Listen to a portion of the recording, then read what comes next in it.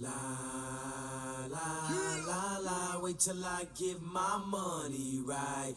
What's up, everybody? Welcome to Quantum Ascent. I have Virtual's protocol up on the screen here, the 3-day price chart. So I already went ahead here and counted out the waves for you on the macro time frame. This thing going back to May of 2024.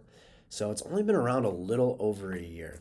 All right. And so with that being said, sometimes these younger coins can get a little bit more juice than a lot of the market. The market cap now, 760 mils, so not small.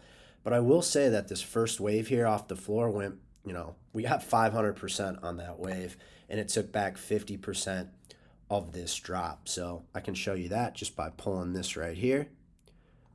And you see we got up pretty close to the 0.5, meaning that on this entire drop, that price action up there took back about 50% of it before it settled back down. So what we're looking for now across the board, we have the Elliott waves up, we have these Elliott waves down. We're looking for waves. This was wave one. Right now, Virtual's still kind of in its wave two. It could even settle back down a little bit further. Today, though, we're going to take the measurements from where we're at, and then we're looking for 3, 4, 5. So got to find out where exactly we're going to be going here for Virtual in these next 3 waves.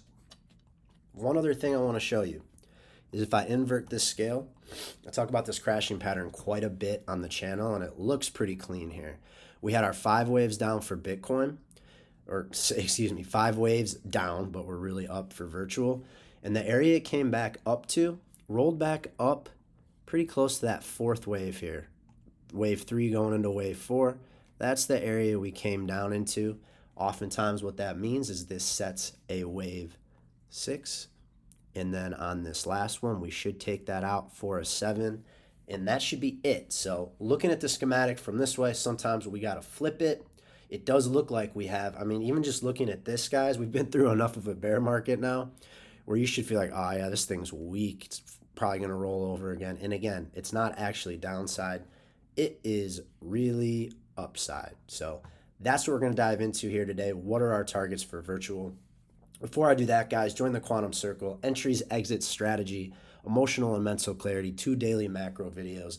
Link to that is in the bio. But guys, whether it's me or someone else, if you have a lot of money in this and you haven't been doing this a long time and you're not super comfortable doing a lot of the stuff that we're going to do here today, please find a professional educator to help you guys out. Again, whether it's me in the Quantum Circle or someone else, it's really important that you guys understand and protect your investments.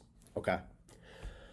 Done with that now. What's going on? Let's do this. All right, I'm going to get rid of this stuff. And now let's talk about this range and where we think this thing's headed. So I call it closing out ranges. You look at this first one here. This range above the 4236, that one's cleaned out. This 3rd to 4th range above the 4236 quite a bit, close that one out. Well, as you can see on this one I drew here, this drop kind of in between, have not yet taken that out and have not yet gone the full extension of that range. So what we got to talk about now is where is this thing headed, right? Does it have the gas to make it up to that $20 level? Obviously, that's a ways away right now, but I do think it's still a possibility. So I'm going to go ahead here and jump in. The next thing we want to do is draw fibs down from that wave 1 to wave 2. Now, what I'll say is, again, we're pretty close to the lows here. So if this low keeps going down, you would just want to drag this a little bit further, okay? But we're going to take it from here from the time being. And I look at this in a full extension of this, a 4236 of this subwave 1 and 2 in green here, gets us pretty close to the 1618. Now, typically how these things work is this 3rd wave will break out up to that level or exceed it, oftentimes exceed it near the 1618, and then it comes back down to back test it, right?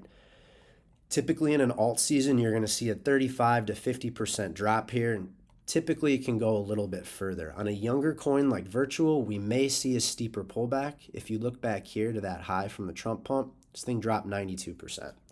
So a younger coin, liquidity is decent. It's a market cap at 760, but let's see what it looks like just right back onto this wave. We see 36%, which already fits the parameter.